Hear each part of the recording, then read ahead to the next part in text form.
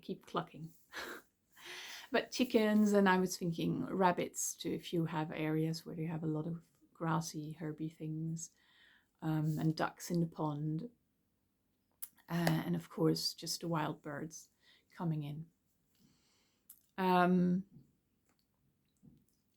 then I keep coming back to that. So I want to say something about community. Because yes, so that was the directive from these books, but I also realized how difficult it had been to not have the support of a community. I mean, we did a bit at Tablehurst Farm, but everyone was really busy doing their own thing.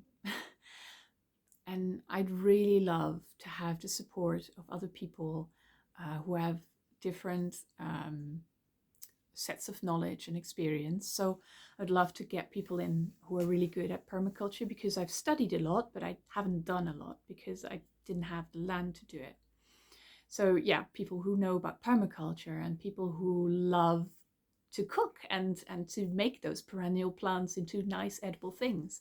People who know loads about medicinal herbs, which I only know a little bit about. People who know lots about how to make a social group, a community, and how to work together. Leaders, peacekeepers, and then there's all the beautiful people who do healing work, for who it would be beautiful to have a garden like this. And maybe I've also been thinking more recently, I would really love to work with someone else in my garden, because I love taking care of the trees and the shrubs. But I found that although I love flowers as well, I'm not so good at growing vegetables and the smaller plants, whereas some people are really passionate about that. So I think, like, if you get a partnership between one or two or three, well, one you can't have a partnership, but 2 or 3 or 4 maybe people, each doing a different aspect of a garden, you can really support each other. And now if somebody would be like a coach, it would be really nice to work in a garden like that, but maybe they would not have so much time to care for the plants, so you could get somebody else in to who also lives there, who is also their garden, who works more with the plants. And maybe again the same things, one person more focused on trees and one person more focused on growing the lower crops, things like that. That sort of cooperation. And then to have a shop, but that means somebody who loves being in a shop, which is definitely not me.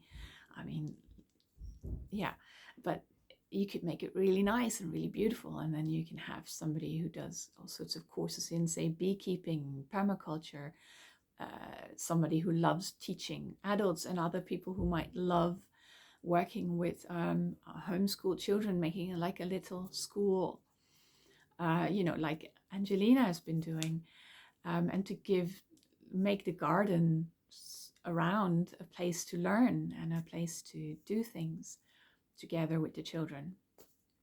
And I would love to have this farm that's nearby, because it's got lots of woodland as well, and there are such beautiful trees there, and it'd be really, really wonderful to be in the woods with the children, but also for people to have walks there, and maybe to have guided walks in twilight sort of time to see what animals there are. Although, most of the time when I go in there, I meet some deer. So yeah, that sort of thing would be really nice to offer. And then so I was telling about the ponds in the gardens, but I was also learning from permaculture how you can make different ponds on the hillside, so that they're like reservoirs, but not like a huge one that floods a whole village kind of size, but just say about a hectare size of pond, where you can then that fills up in winter, and then in the summer it can trickle down to all these other ponds to keep them hopefully wet. But then in those ponds you can have fish, so if you want to do fishing, you can do fishing. And there's also a lot of edible pond plants, so you could have most of them like to sort of live on the margins, but you can have floats. So like, I think you just call it floats. I've actually seen that in one of the permaculture magazines, that they had them for that are pre-made for on the river. You can create a fake edge in a way, because a lot of canals are like that. So, but then you can do floats along the sides and have plants on it that get the nutrients, but also have some support so that they don't just get washed away. So if you have that, some of those on the ponds, you can grow more crops there. And you can have another pond where you like lakey sort of thing, where you can do some rowing or swimming even. I'd love that, to have it as a swimming place, because we have a few pools around, but they are very chloriney.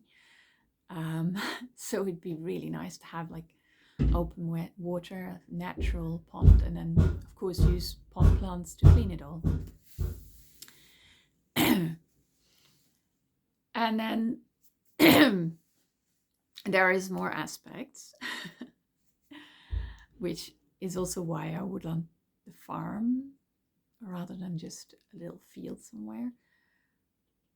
What shall we say? So the big thing about community, doing it with a larger group, is I have heard of this amazing place in Wales where they have 9 families, each with about a hectare, and they're making it work. And lots of tourists come, no doubt, because everybody wants that. So there's tons of people who would love to have their own hectare of land, or maybe a little less, maybe a little more, to grow things. But it always stays in this feel of kind of hobby farming. I mean, from the point of view of a farmer. So if I were a farmer, a big scale farmer, I would look at that as like, oh, it's just some city folk don't know what they're doing, having fun. Fine, not my problem, nothing to do with it. But if you have a whole farm which has lure laying fields, like, because I have it on a slope in my mind, so you get lure laying fields where the river is, where there is some wetland, and then some crop fields, and then a bit higher up, so you're out of the frost bit, the night frost in the spring area. You can grow loads of fruits and loads of nuts, and you can grow all these amazing crops, which means that actually from your hectares of land, instead of getting 5 tons of grain from a hectare of land, which is actually a high yield for what we had at Tablehurst, it was usually just 1.5 tons. That doesn't make a lot of bread or animal food, by the way. So you need a huge amount of land to feed all the people that we have in the UK. But when you are doing permaculture, it is a lot more intensive work, but that doesn't matter.